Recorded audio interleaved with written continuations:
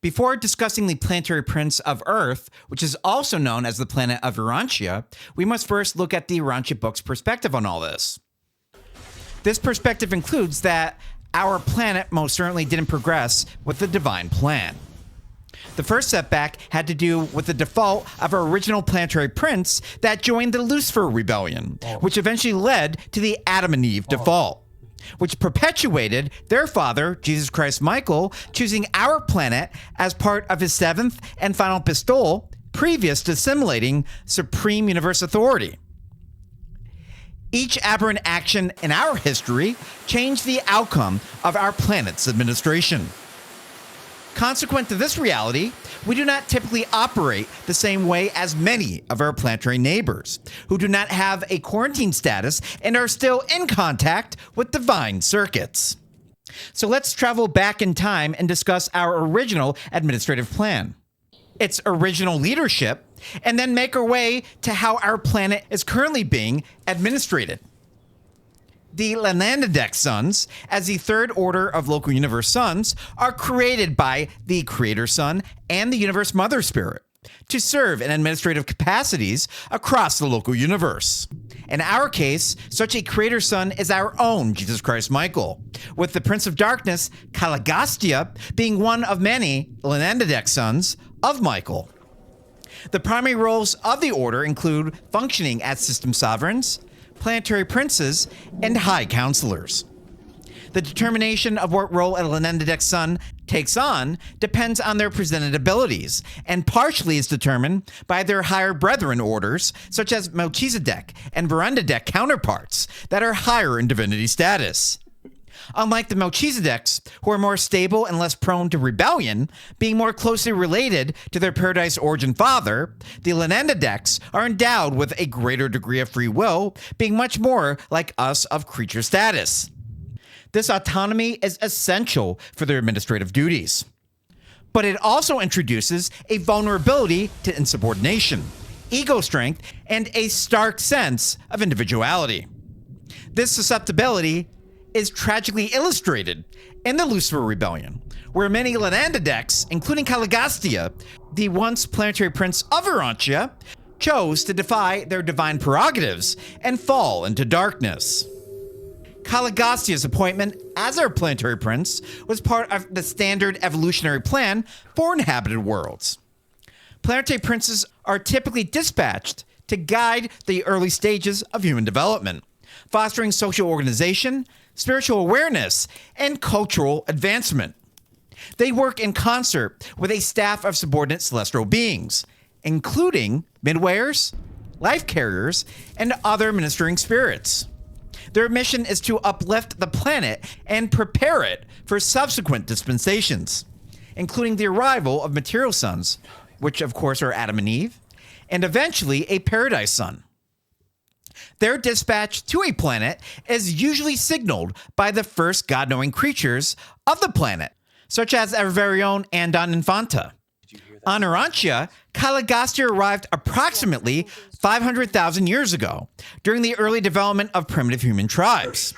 His administration initially showed promise, with the only abnormal facts surrounding such an appointment that highlighted Caligastia was denied such a promotion on several occasions by his higher brethren order, and that he continuously requested to be on a experimental decimal planet such as our own found in 66 1.3.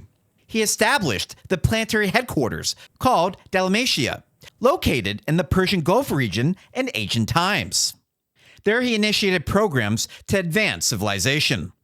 Many of these emissaries, when it came to agriculture, science, and technology, can be seen in almost every major ancient world culture, and signified an almost overnight advancement in these fields.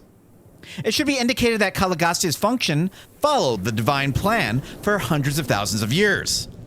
However, this eventual alignment with his brilliant brother Lucifer during the Lucifer Rebellion occurred approximately 200,000 years ago, and marked a catastrophic deviation from the divine plan. Caligastia's betrayal severed Urantia from the normal circuits of spiritual administration, plunging the planet into confusion and spiritual darkness.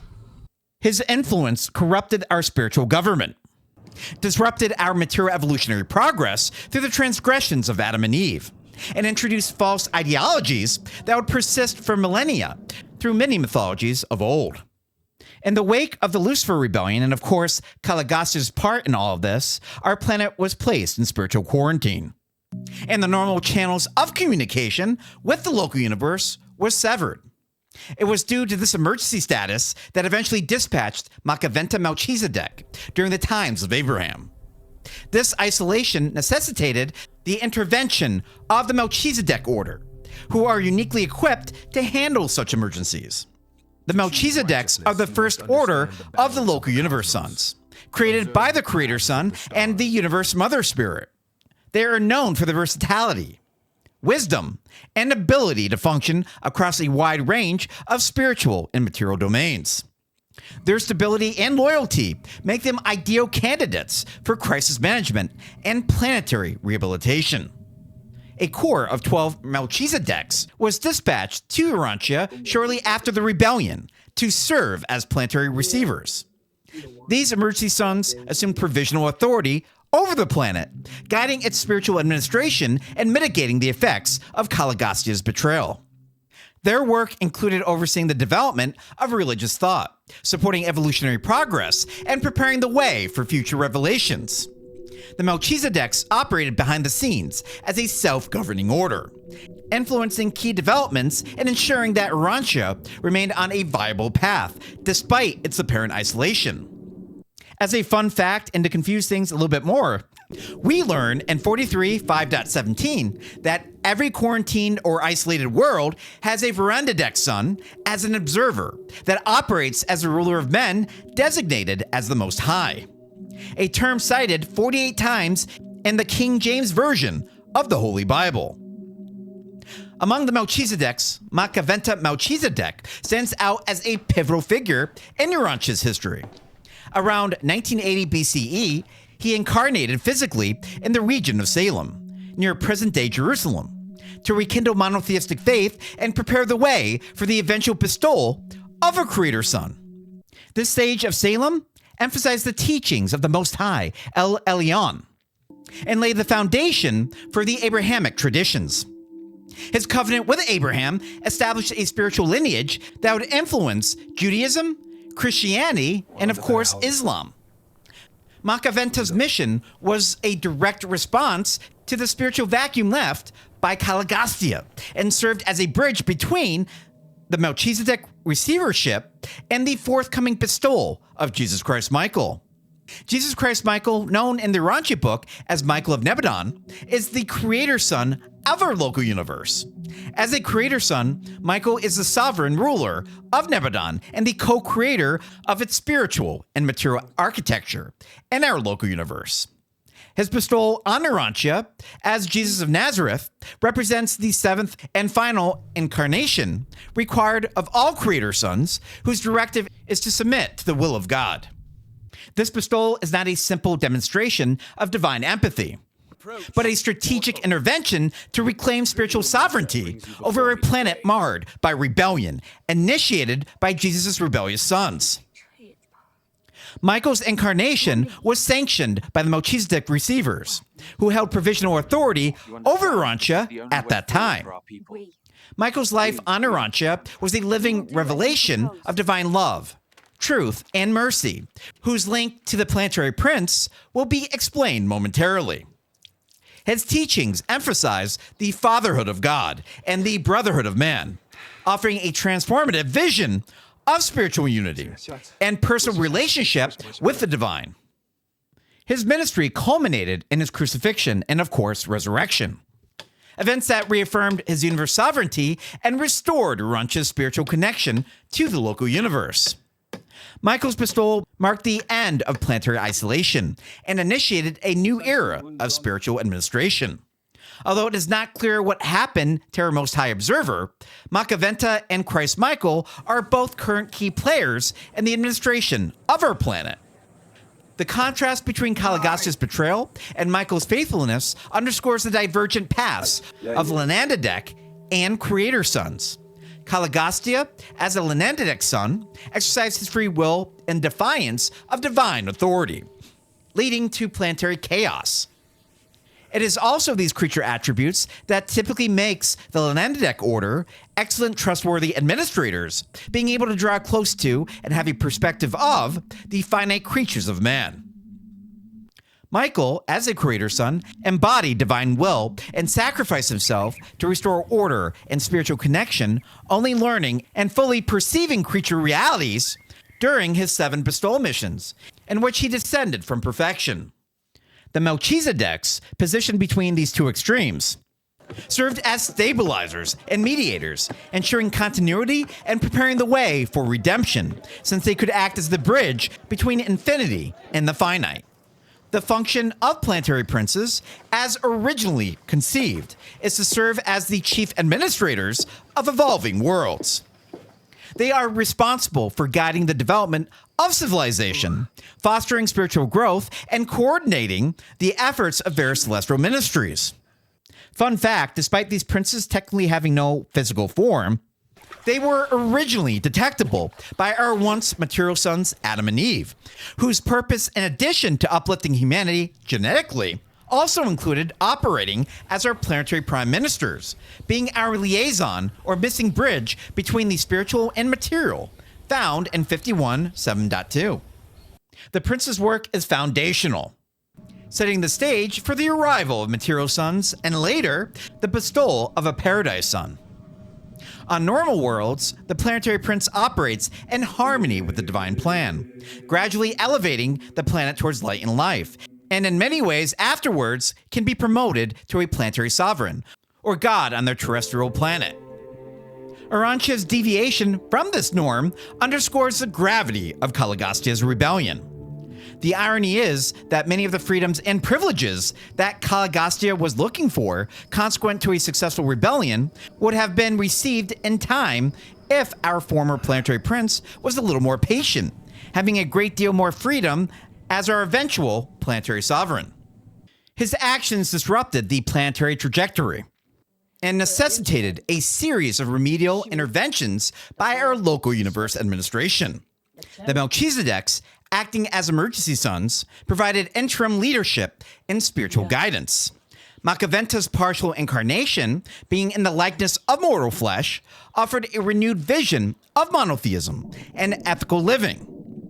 Michael's bestowal ultimately restored divine sovereignty and reestablished the spiritual connection between Urantia and the universe. In comparing the orders, the Lenandideks are administrative and prone to error, due to their autonomy and love for liberty. The Melchizedeks are stabilizers, versatile and dependable in many types of spiritual crises.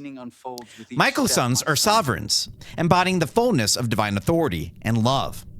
Caligastia's failure as a Lenandidek necessitated Melchizedek intervention, and along with the secondary default of Adam and Eve, culminated in the silver lining of Michael's redemptive bestowal. This narrative reveals the intricate interplay between celestial orders and planetary administration. It highlights the resilience of divine governance and the unwavering commitment to spiritual progress, even in the face of uncertain rebellion. Urantia's history, though marked by deviation, is also a testament to the restorative power of divine love and the enduring presence of celestial guidance. As a friendly reminder, it is circumstances like these that forge its own form of ascendant creature, known as a mighty messenger, that has been rebellion tested and consequently becomes polarized through these critical incidences, still choosing to follow the will of God despite ethnocentric culture irregularities, and due to such loyalty to be eventually embraced by the entire Trinity. The aftermath of Caligastia's betrayal left Urantia in a state of spiritual disarray. The normal channels of planetary administration had been compromised, and the evolutionary trajectory of the planet was severely disrupted. In the absence of our loyal planetary prince, the Melchizedek receivers assumed provisional authority, acting as stewards of divine governance. In the absence of a loyal planetary prince, the Melchizedek receivers assumed provisional authority, acting as stewards of divine governance. Their role was not to supplant the original plan, but to preserve its integrity until such a time as a new dispensation could be initiated. This period of receivership was marked by a great deal of careful oversight, subtle guidance, and the preparation of humanity for greater spiritual enlightenment. The Melchizedeks, by their very nature, are uniquely suited to this task. They are not only administrators, but also teachers, priests, healers, and spiritual exemplars. Their ability to function across a wide range of realities, from the purely spiritual to the material, allows them to engage directly with mortal beings when necessary. This ability was crucial in the case of Urantia, where the spiritual confusion wrought by Caligastia's rebellion required both doctrinal clarity and moral inspiration. The Melchizedeks provided both, often working through human agents and religious movements to reintroduce fundamental truths about God, morality, and the destiny of mankind. Makaventa Melchizedek's initial incarnation on our planet was the most progressive form of direct involvement of the Melchizedeks. His decision to appear in a visible, material form was unprecedented in the history of Urantia and underscored the urgency of the spiritual crisis. By establishing the Salem School and teaching the worship of the Most High, Makaventa laid the groundwork for a renewed understanding of divine sovereignty.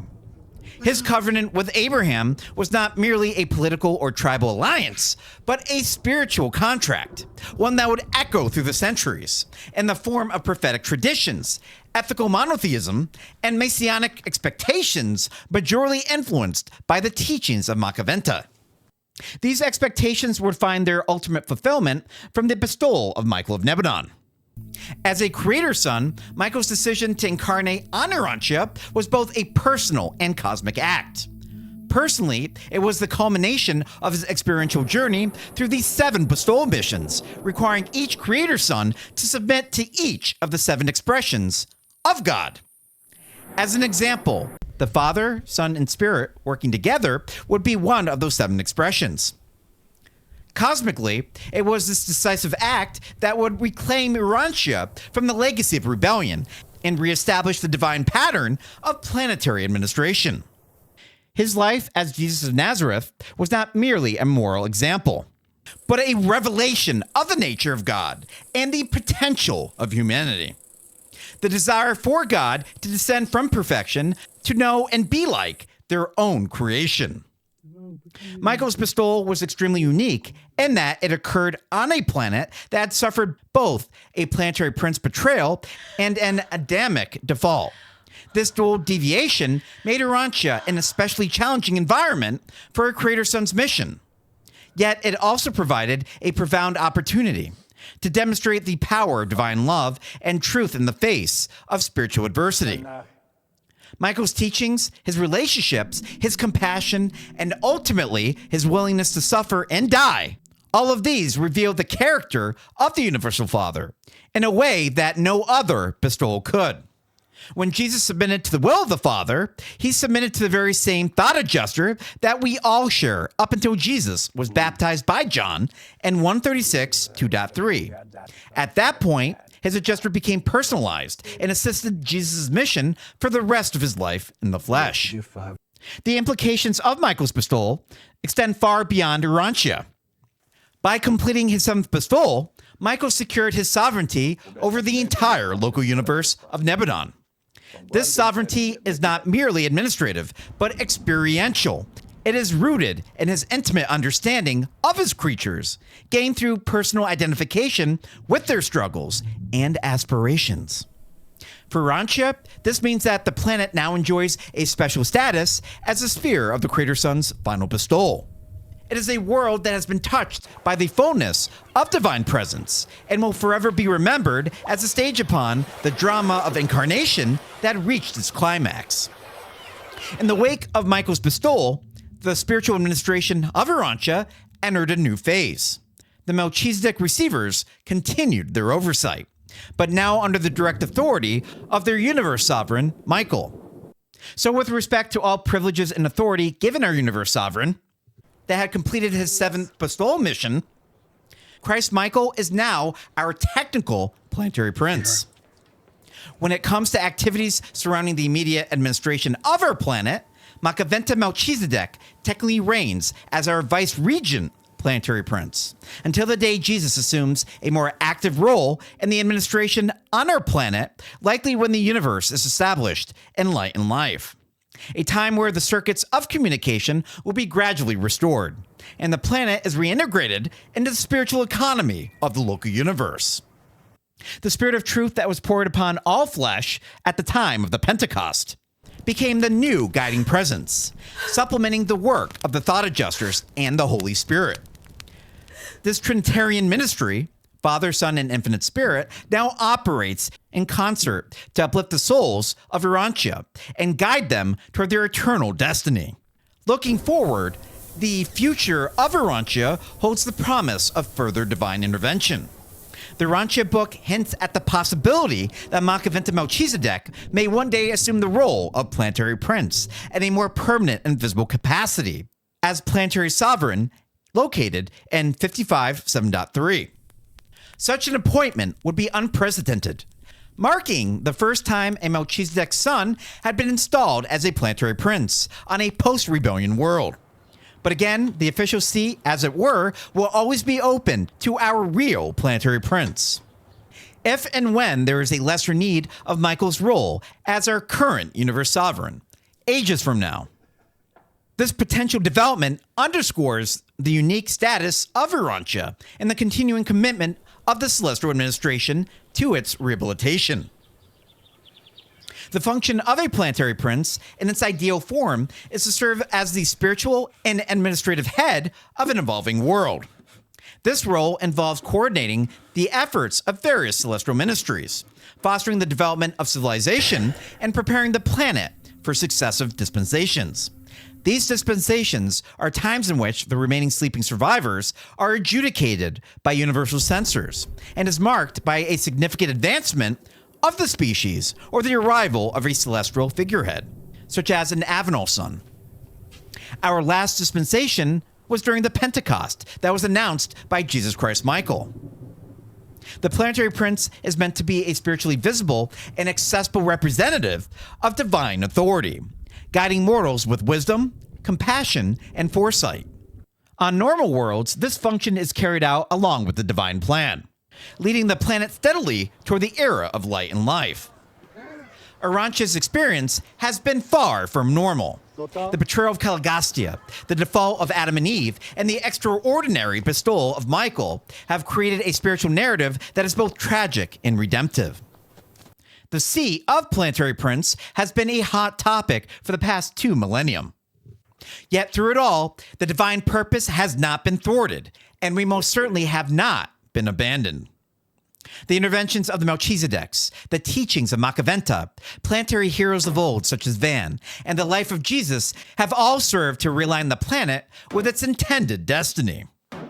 The function of the planetary prince, though disrupted, has been preserved in principle through the Melchizedek receivership and may have yet be restored in practice through Makaventa's future appointment.